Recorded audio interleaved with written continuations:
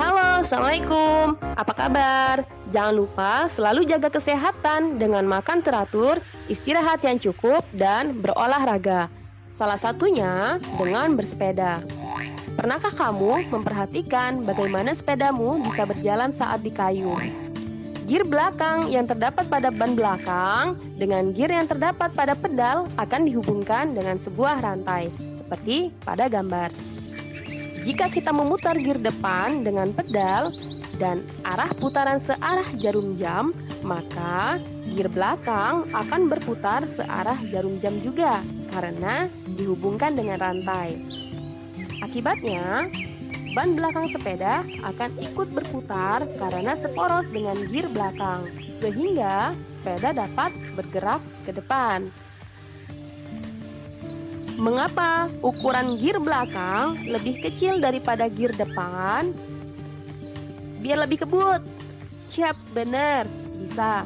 Untuk menghasilkan kecepatan sudut yang lebih besar pada gir belakang sepeda, maka jari-jari gir belakang harus lebih kecil dari gir depan. Kita lanjut belajar tentang gerak melingkar. Jangan lupa berdoa ya.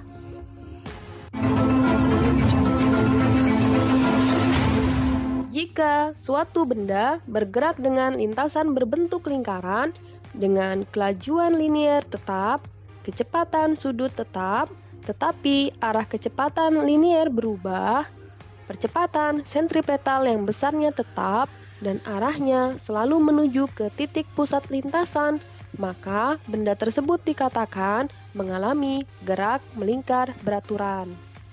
Yang dimaksud dengan kecepatan linier adalah kecepatan benda yang arahnya selalu menyinggung lintasannya dan tegak lurus dengan jari-jari lingkaran.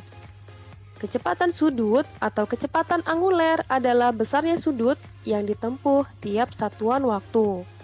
Sedangkan periode adalah selang waktu yang diperlukan untuk menempuh satu lingkaran. Frekuensi adalah banyaknya putaran yang dilakukan tiap satuan waktu. Hubungan tiap-tiap besaran di atas adalah sebagai berikut. P sama dengan omega kali R. Sedangkan untuk mencari omega, kita gunakan rumus omega sama dengan 2pi per T. Karena T sama dengan 1/F, maka omega dapat pula dinyatakan sebagai 2πf. Jika kita memutar tali hingga bola menempuh gerak melingkar seperti pada percobaan, maka kita akan merasakan gaya yang bekerja pada tali. Ke arah manakah tali menarik tanganmu? Dan ke arah manakah tali menarik bola? Tentu ke arah dalam atau pusat lingkaran. Sehingga gaya sentripetal merupakan gaya yang membuat benda bergerak melingkar dan berarah ke pusat lingkaran. Secara matematis, gaya sentripetal dirumuskan sebagai Fs sama dengan M kali V kuadrat per R. Dari rumus, kita akan mengetahui bahwa semakin cepat kita mengayunkan bola, maka akan semakin besar gaya yang kita rasakan. Sekarang, mari kita selidiki apakah percepatan pada benda yang bergerak melingkar beraturan adalah 0 atau tidak. Pada setiap saat, besar kecepatan V sama, tetapi arahnya yang berbeda. Oleh karena kecepatan linier selalu berubah, maka harus ada percepatan. Ingat, percepatan terjadi jika besar kecepatan atau arah kecepatannya berubah. Sama seperti gaya sentripetal, percepatan sentripetal juga selalu mengarah ke pusat lingkaran dan tegak lurus terhadap kecepatan liniernya.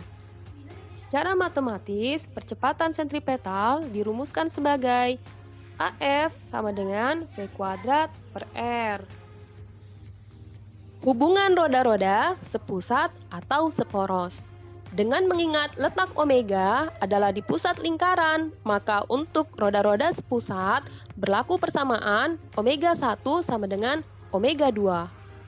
Sedangkan kecepatan linier selalu bersinggungan dengan lintasan lingkaran, maka persamaan Pada hubungan roda yang bersinggungan dinyatakan sebagai V1 sama dengan V2. Sampai jumpa pada pertemuan selanjutnya. Tetap semangat. Assalamualaikum.